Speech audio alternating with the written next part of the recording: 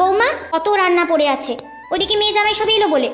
মা, একটা কথা বলার ছিল। বাবা বলছিল আজ আপনার ছেলেকে নিয়ে যদি একবার ঘুরে আসি ও বাড়ি থেকে। তুমি না থাকলে ওদের যত্নার্থী কে করবে? আমি সমস্ত রান্না করে গুছিয়ে দিয়েই যাব। আমার কাছে আমার বাবা মা আমার জীবনের ফার্স্ট প্রায়োরিটি। তারা তাদের অর্থ এবং শ্রম দুটোই আমার পেছনে দিয়েছে বলেই আমি এত বড় হয়েছি। এখন আমার সময় হয়েছে তাদের কিছু ফিরিয়ে দেবার। সন্তান হিসেবে এটা আমার কর্তব্য। আর এবাড়ির বউ হিসেবে যে কর্তব্যগুলো আছে সেগুলো, ওই তো একটা ছোট্ট স্কুলে বাচ্চাদের পড়াও। আমার ছেলের অগাধ টাকা দেখে গলায় ঝুলে পড়েছো। অনি, বাবা তুই আমাকে বৃদ্ধাশ্রমে রেখে আয়। কি? তুমি মাকে কি বলেছো রাত্রি? ক্ষমা চাও, এক্ষুনি আমার মায়ের কাছে ক্ষমা চাও। তোমার জন্য আজ আমার মায়ের চোখে জল এসেছে। আমি কোনো ভুল করিনি, তাই সরিও বলবো না। বাড়ি থেকে বেরিয়ে যাওয়ার কথা যখন উঠেছে তখন আমি বেরিয়ে যাচ্ছি। আপনি কেন যাবেন? এই বিনা মাইনের কাজের মেয়েকে যদি দরকার হয় ডেকে পাঠিও।